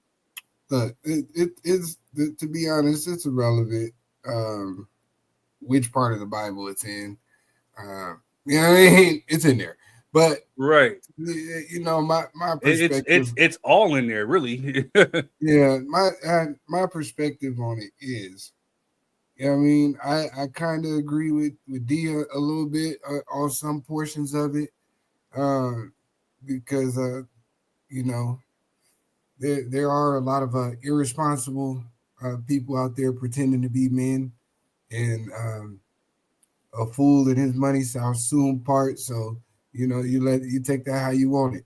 You know what I mean? You be a fool if you want to let that man spend all your money because he's supposed to be the head of the household. I'm a firm believer in I'm the head of my household, but I would never be threatened by you know, my wife making more money than me. When I met her, she was making more money. We was working at the same place. She was making more money than me. You know what I mean? I didn't say, hey, I ain't gonna date you because you make more money than me. You know what I'm saying? That wasn't even a concern of mine because real men don't let minute details such as that discourage them. And as Dee said, it's more of a motivating factor because, hold on, let me show you how I get this other money too. You know what I'm saying? You might be with it right here on this piece of paper, but let's factor in some of these other things that I got moving and shaking, and let's put that on the table as well. So it's not necessarily the whole money thing should be bothering people. And when you get you a good woman, whether she have all the money or not, and you play your part, she'll let you lead. But if you're an idiot, then nobody gonna let you lead shit. And I don't know how you got that woman to begin with. You know what I'm saying? Trying to figure that part out. You know what I mean? If you ain't got no money and you stupid, you know what I'm saying? How'd you end up there? But you know what I mean? Maybe we need to talk to her about her decision making skills. Right. But for most women, I don't think it's a factor to let their husbands lead, whether they have more money or not. You know what I mean? Dr. Huxtable made good money, and so did Ruth. You know what I mean? They gave you the lesson right there with the Cosby Show. So doesn't say. Adoration, you keep using relationship, and we're not. You notice we keep ignoring was that. Created, he was in charge of the household of the land. We're looking for something that says in the lead. Here we go. I'll play. We keep ignoring relationship because we're talking about husband and wife. You know what I'm saying? Relationships is just practice, and you know what I'm saying. Nobody cares. Whatever you do in the relationship is your goddamn business. Until it works or it don't work. Until you get married or y'all leave each other. We don't care what y'all do. Till you get married. Yeah, a relationship is kind of irrelevant. It's really irrelevant to the situation. A relationship does not equate marriage. You know what I'm saying? Especially when it comes to finances. Right. Relationship, a woman don't get up off of no money. Like, that's dating. I'm not about to do that unless I choose to get off of that. He still need to be the one paying for Cheesecake Factory or whatever else it's supposed to be. You supposed to be making it seem like I understand that you can handle, you know what I mean? Just like with a household, you don't know what this man doing when you're in a relationship. You don't know how he's handling. Why would you even want to tie your money into each other's money and mix your money together like that? No way, no how. You haven't made the commitment to be with each other forever. We shouldn't be committing these bank accounts to each other. Exactly. I agree with that. Especially when we're talking about finances. And especially when we live in a world where, there's huge debates about 50-50 and who should be doing what. So again, if we're quoting the Bible adoration, then what it does say is that, the two become one.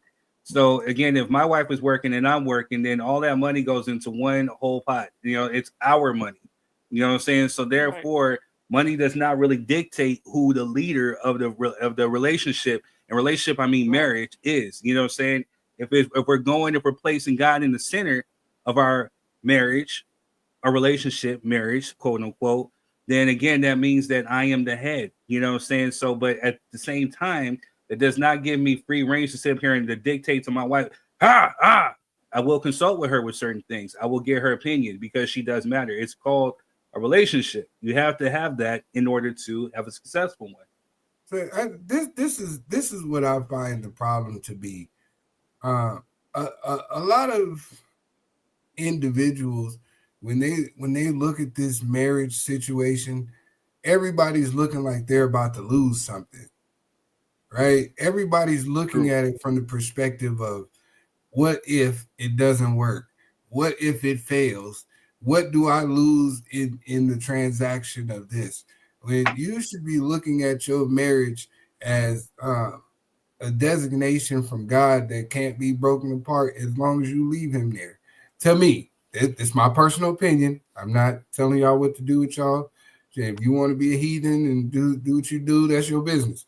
You know what I'm saying? You ain't gotta listen to me, but I mean it to say, we don't really have those issues per se. Me and Denisha, we do argue about things and we have our little spats or whatever.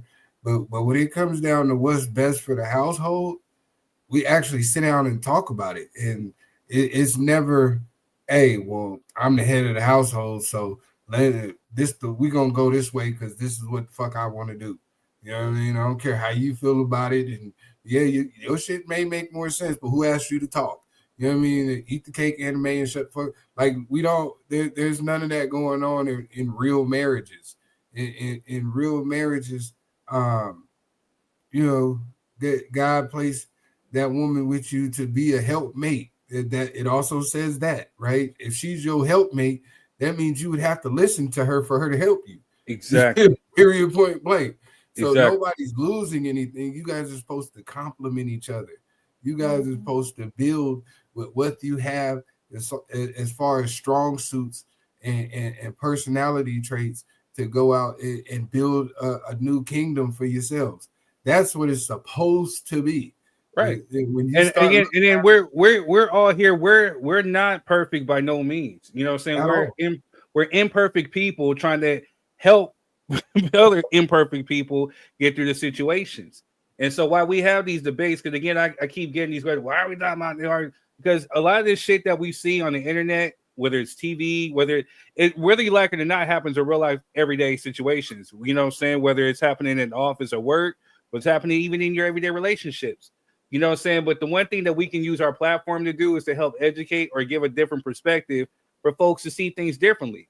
And I can tell you that within my first marriage, I flunked up because I sat up there and took that whole thing. Well, I'm the head of the household, I'm this and I'm that. I ain't consoled my ex about certain things. And I, essentially that was one of the causes of the ruin of the marriage. You know what I'm saying? Because I didn't see her as a partner. I didn't value her as a partner. So where I made a mistake within that one, the next time around, hopefully I'm not making that same mistake. So, you know what I'm saying? So this is what this whole platform is for, is to be open, honest, and create a safe space to talk about this stuff. And Adoration says exactly, that's what I said. Money has nothing to do with it. I said being the head has nothing to do with being the leader in a relationship. I'm responding to the video. I'm responding to what the guy said, what the guy in the video said. But again, I think we're assuming, so we're going to be safe to say assuming, when he says relationship, especially if we're talking about biblical thing, he's talking about a marriage relationship. You know what I'm saying? Again, you're not doing finances with somebody who is just your quote unquote partner, someone who is your quote unquote girlfriend or boyfriend. I know you're gonna love this. So would you equate a marriage to somewhat as a business proposal? No. Oh shit. As you guys are gonna have to exchange finances, do a profit and loss sheet, and you know what I'm saying, plan out your next year so that you can grow the marriage. There's aspects of the businesses where, especially if you guys are both coming from businesses, where you're going to have to definitely talk about it. But marriage is meant to be a covenant, not a contractual thing. Tariq Nasheed, I know you hate that I always refer to marriages. Yeah, because you always call it a contract marriage, and that's the reason why. Again, I don't like it either. You were doing so beautifully when you said, people come in with this whole thing of, I have something to lose, and and still with the game. Because when you start thinking of losing, then that's what the whole thing of a contractual marriage is. But I didn't call it a contract. I'm with Tish. I had side accounts. Well, here's the thing, and I'm speaking outside of the male species for a minute. All women should. Hey, a smart woman is going to, you know what I'm saying? Because again, sometimes with some of us, like Dee said, we may want to go buy the motorbike. We might go, do something but again, certain women are smart enough to know, hey, I'm gonna put some away for a rainy day because I got smart people in general. But if a woman really got you, then she got you. That's what I'm saying. I'm giving props to the women. Marriage, and you decide to make a selfish decision on a purchase or something for you, it shouldn't affect the household at all, right? You guys should have all that figured out down to the T. Mistakes, and then whatever your extra money is your extra money. You take your profit. After we didn't pay all the bills and everything, and that part everything that has to be done, you take your net profit and you get to do whatever it is you want with that. Look, I'm gonna be honest. T-Show over here making Tyler Perry movies on the podcast, hell no. Or you might decide to lead that for a side chick and leave me stuck. Not happening. No, she said not happening. I get it. You focus on the wrong thing. But anyway, listen. This is what I'm saying. Because listen, the business that we're in now, me and Denisha, she did not believe in it at all. So with us having a conversation about it, she didn't believe in it, right?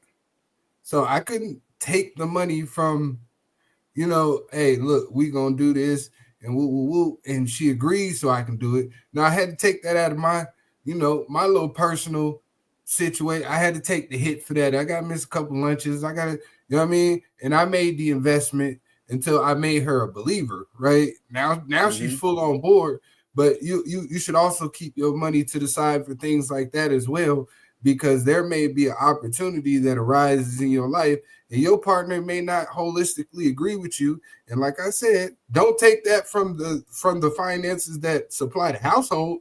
But if you got a bag over here and you can make that, we're going to it with some of your partners, your friends, your homegirls, whatever the case may be, then you do that with your side money. That's what it should be for.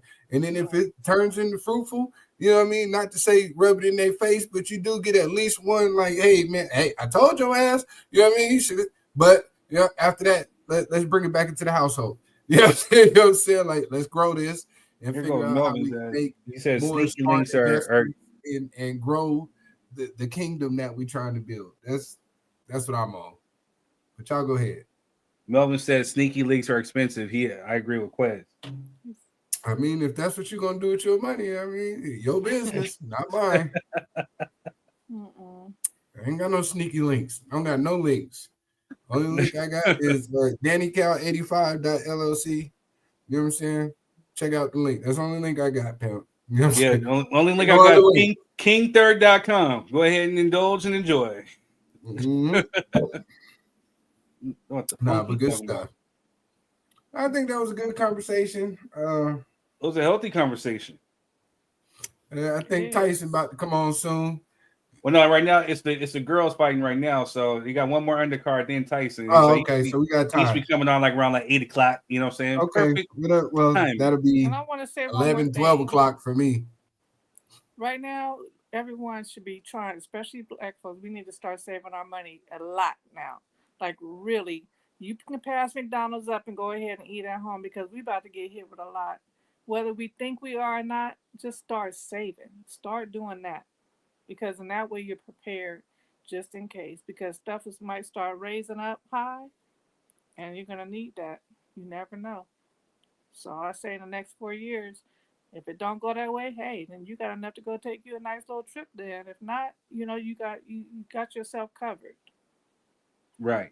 Now I'm going to play one more clip, before we jump into our last one for the day, because it's going to be a fun one right before, Tyson. But I like what this brother was saying right here. I think he dropped a lot of jewels. I'm the man. I'm the head of the household. Right. I lead. We both make a lot of money. Mm-hmm. I pay all the bills in the house. Subtle flex. Right? It's subtle flex. But because I did make a post. I said, I realized the greatest flex I could ever have is when my wife is kept, but she keeps making money. You see what I'm saying? As the leader, when we both make money, I take care of the family, I take care of our wealth planning, I take care of our legacy building. Whatever money she makes is hers. She can do whatever she wants to do with it. So is she really being submissive and being controlled? No, because she has the opportunity, if she wants to go somewhere else.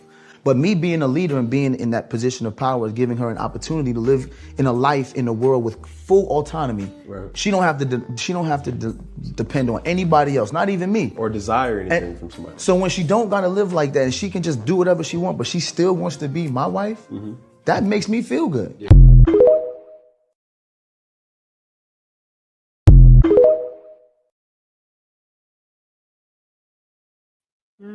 He didn't say nothing about no 50-50. Sure didn't. He didn't even say 5%.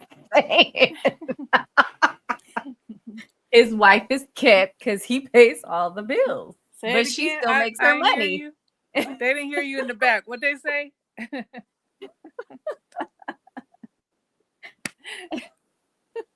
You're muted, sir. I know you're dropping some jewels right now. I know you're dropping some jewels. You're muted, sir. No, I'm just saying it's probably because she stayed with her when she had to help pay some of them bills. So she stayed there to see it through, to not have to ever pay anything ever else again. I mean, that's probably what it took. However you want to call it. I mean, or maybe she just paid $100 at her house and he paid $100 at his until he could afford to move her in. And same difference. And he was saying that shit because she was sitting right there. Well, whoopsie. There's women out there that will walk away from a good man talking about, he wanted to go half on rent. He wanted to go half on. Facts. Like that is, how fatuous and name that is to say he wanted to go half. First of all, you are responsible for 100% of your life as an adult.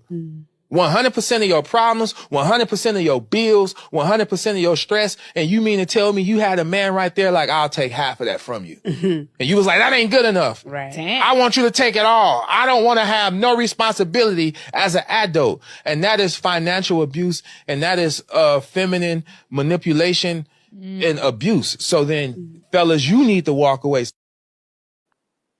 I didn't hear him mention no kids in there. But I know that the other clip you played, they got kids, 4.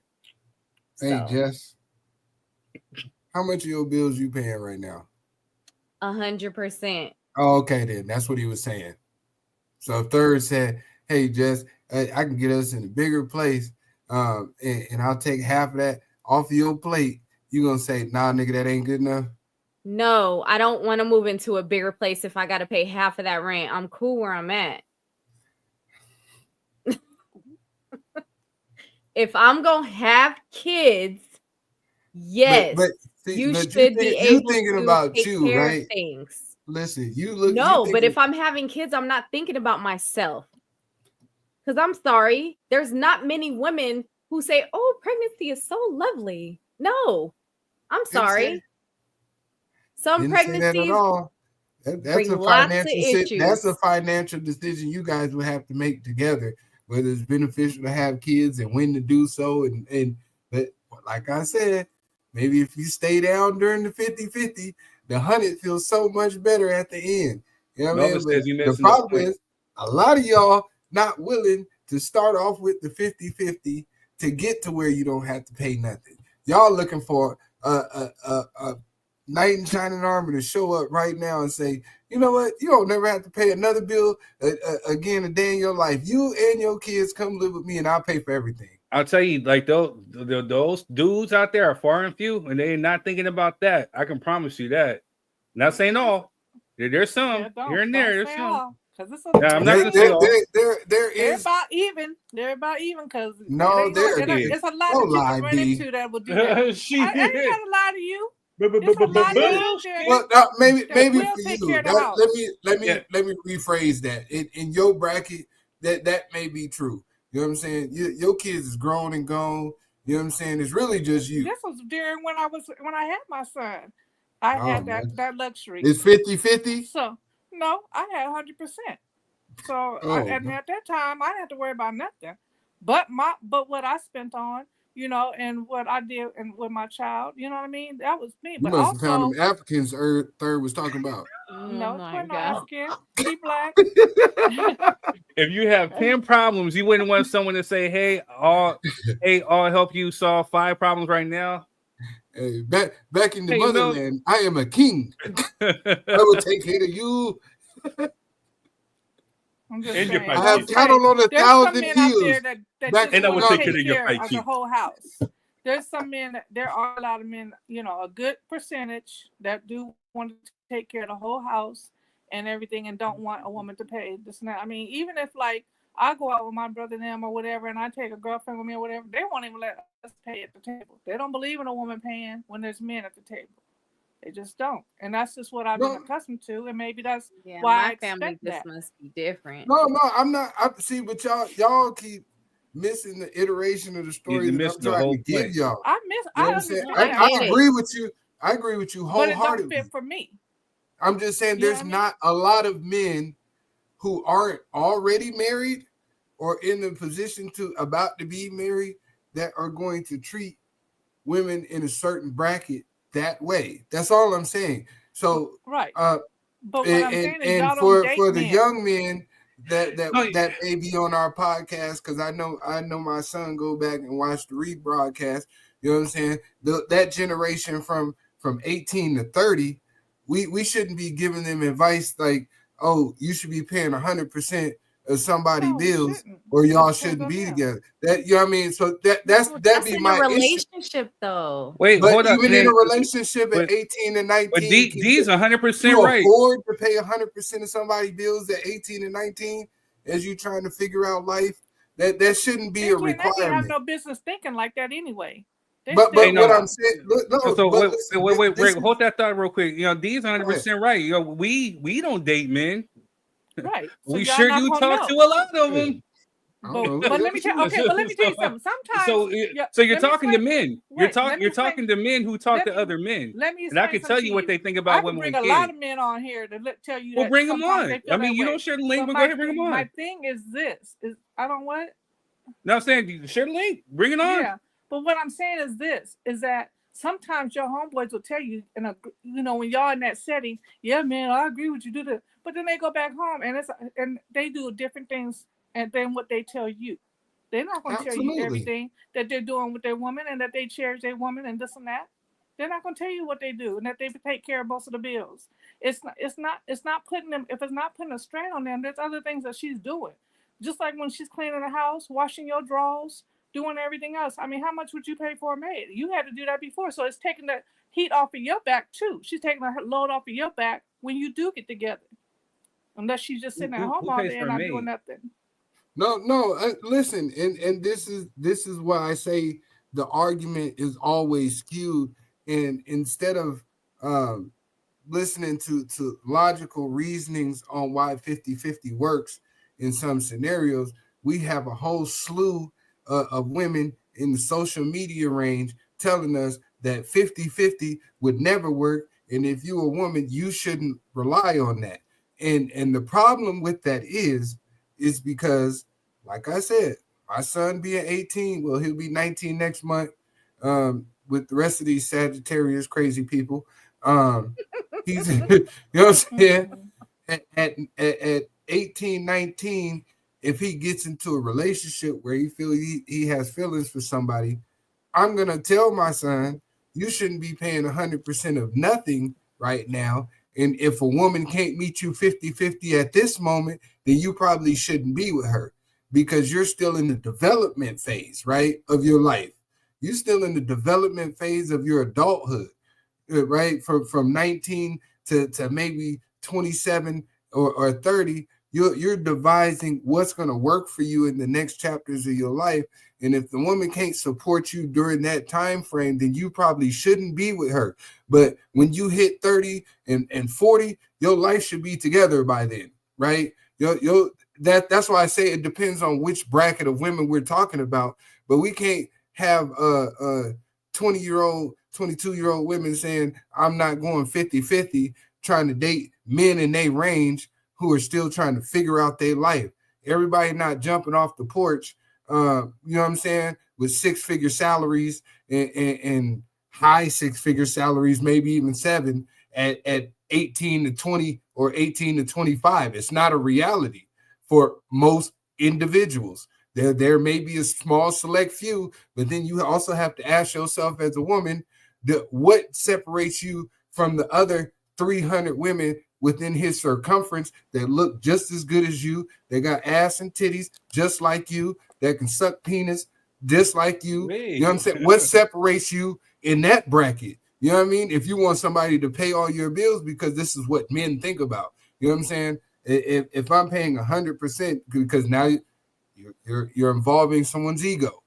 And what tends to happen with men who are young and have a whole lot of income and don't have really any training or life experience, they become manipulative and they become abusive, whether it be verbal, physical, or emotional, right? Or narcissistic, either one. But that's typically what happens with young men, a lot of money, 18 to 25. Hey, you been realistic. To a Diddy party? Right. No, I'm just saying it's the truth. It's the truth. Maybe in some cases, yeah.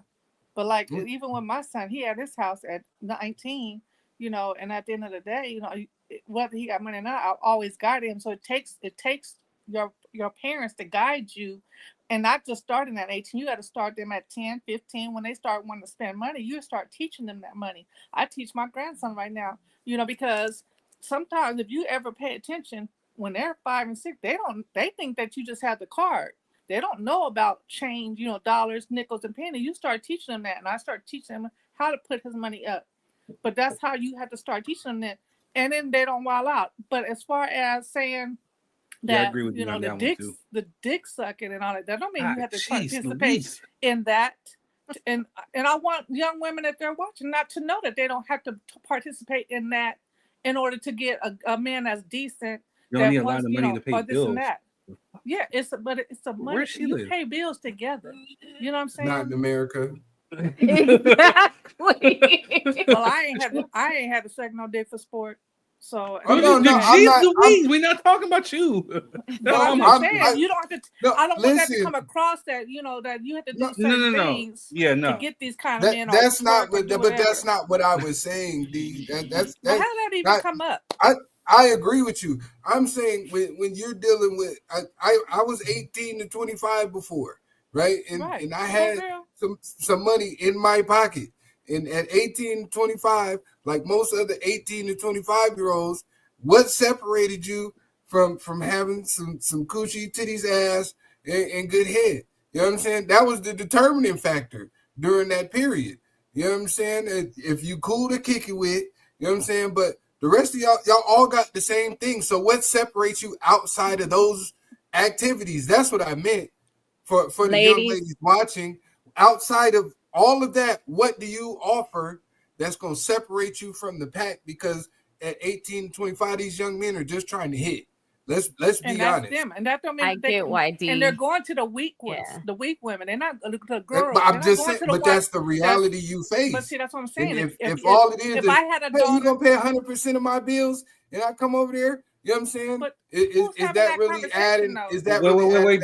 He's bringing a valid point though with this one. I get where he's coming from with this one. He's saying so to expound on what he's saying if you're at that mind state at that age and your main intent, your main goal is just to hit, then when a woman starts talking about you paying 100% of he's already checked himself out of that because his main intent and goal is to hit this. You know what I'm saying? So and again, when men start talking about the hit, that checks a woman out of that too. No, very true. We're not negating that. We're not negating that. But I think what the problem happens sometimes is that with some women, not all, women get defensive and they don't want to hear when a guy is trying to speak and give you game because he's telling you the mind state of a dude at this point. All he's saying is he's not saying anything negative against you or any type of women or whatever. He's just saying like a dude at that age, not all, but some, predominantly a lot, are thinking about this one thing. So this is going to be the one thing that's going to help these young girls who sit up there and fall for these dudes to be giving them game and da. If he's thinking about this, and the minute she starts talking about, well, you gonna pay it, he gonna walk because again, if all he's trying to get is this, then he can get it from this next girl over here who has the same exact thing that you got without the less complication or headaches.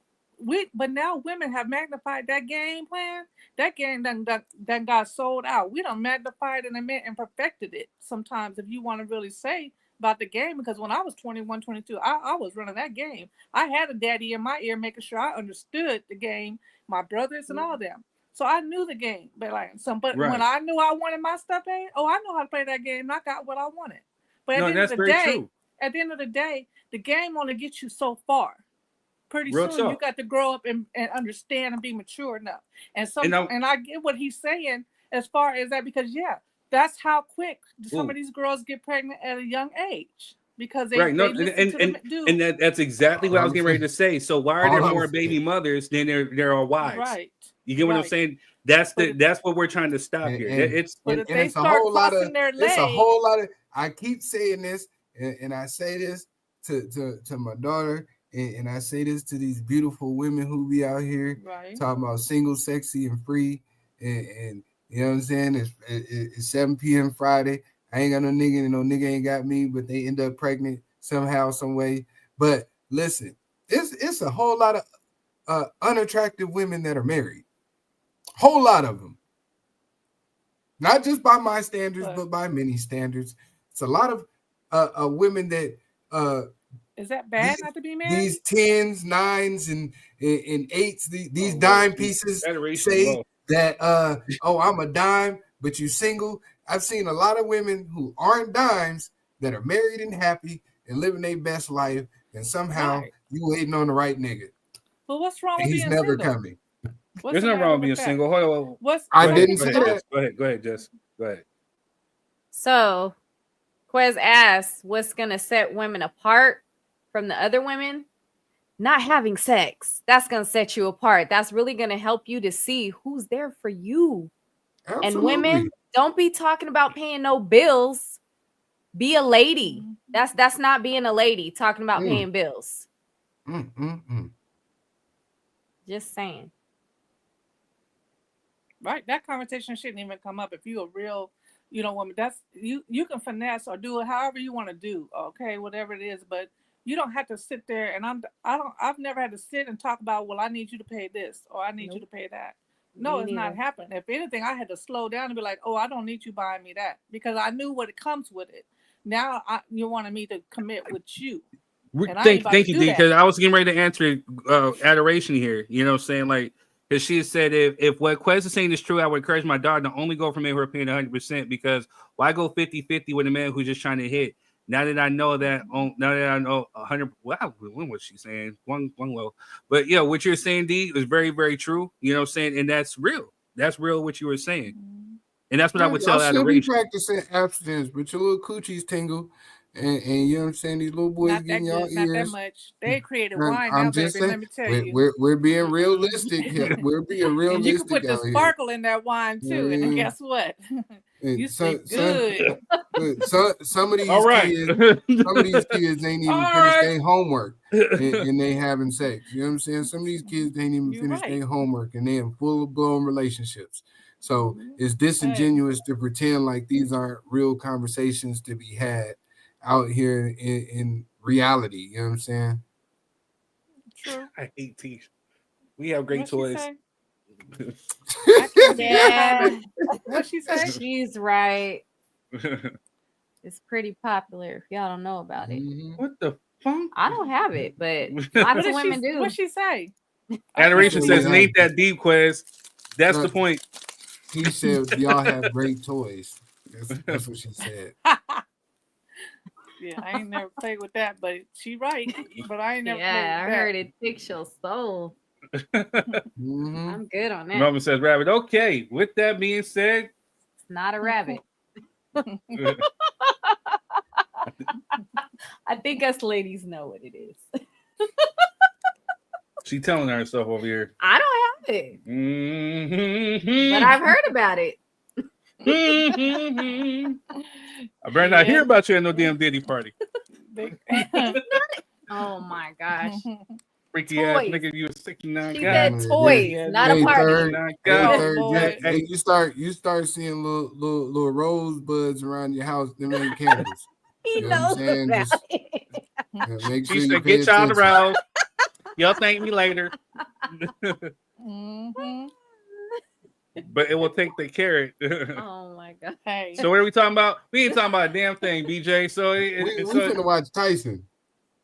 Tyson, we got the ladies bout right now. It's the ladies right before Tyson. Look like it's pretty good, but at the same time, we have ran out of time. So we want to talk about the last little 7 minutes. Who do y'all got? Because this boy Tyson has sit up there and slapped the dog spit out of this boy Jake Paul. Was it publicity? Ladies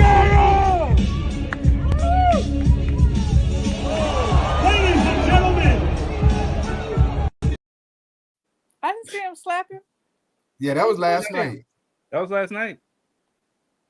Yeah, there's it. Listen, first of all, if a grown man comes out in some leopard print thongs, talking about he want to fight with some tennis shoes on, keep it moving, bruh. That was coming. I knew Something that wrong with him. Keep it moving.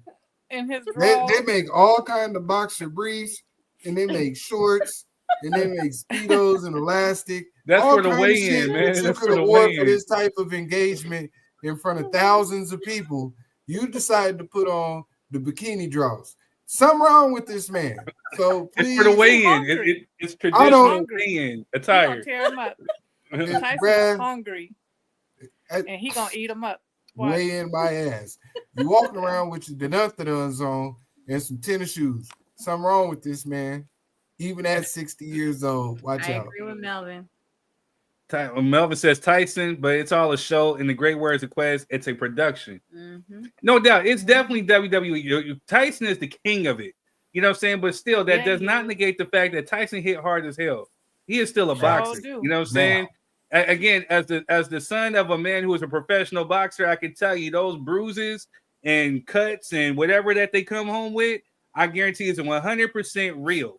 So whatever they got to do to promote or hype the show up, whatever, that's what they do. But them hits be real. They be real. Yeah, they do. No, hey, BJ, I did see an interview where Tyson was like, his feet is like you know what I'm saying, his weak spot. Like if you step on his foot, you might as well take him out. That does make sense. Thank you for that. I did see an interview before where he was talking about he had horrible feet. He did. And BJ said they did a quick interview and the camera just showed his full booty. Yeah, because he was in his what you call it, the cup, the athletic trainer thing, and so he had then put on the shorts. Yet he turned around and asked cheeks. I had to quickly turn back over here. Wasn't ready for that. Ain't nothing wrong with that. I'm starting to think so too, Melvin. That's what I'm starting to think. Starting to think Tyson be walking around going to check his mail like that and shit. He was too comfortable with them Gigantinas and them tennis shoes on. You know what I'm saying? Like, put some clothes on, sir. The world is watching. You know what I'm saying? All right, y'all. Well, that concludes today's show. You know, we had a really good one. And I know it's fight night. So for those who are tuning in, who are watching us in between the undercards, whatever, I appreciate y'all. We weren't gonna miss it. We had to be here. Dang, old girl's face is bloody. Geez, her face is red. She's taking a beating. Tish said, "Hey, let that man live his life. He earned it." Laughing my ass up. It's very well true. Very well true. I don't know all about that though. Her Ain't face. nobody gonna tell him to go in the house. That girl's fucked up. Oh, jeez. No, I ain't gonna say nothing to him. I'm just saying, like, you know, I just want to turn around, but that girl ain't got the Sonic rings bit off her. She bleeding there. Somebody They can must talk have to some fight. sense to him, sir. When he Look, do his interviews, he had one interview and he just was like, he cussed them out, like for real. That white man got cussed out. I can't remember what interview. I remember it was. He said, "Forget you, white boy. Forget you. You ain't man enough to take me. You ain't man enough to take me, white boy." I remember that one. No, it was another one. I ain't It mess was with him. years ago. Well, he said some outlandish ish. Yeah, that's what I say. You know, we need a Saturday. You know, we need a. I don't know. It's up to the crew if they want to do an after party. You know what I'm saying? It's up to them. They don't want to hang out with me on Saturdays no more. They don't like me because I'm a real African. The question is just Nestle Crunch imitation.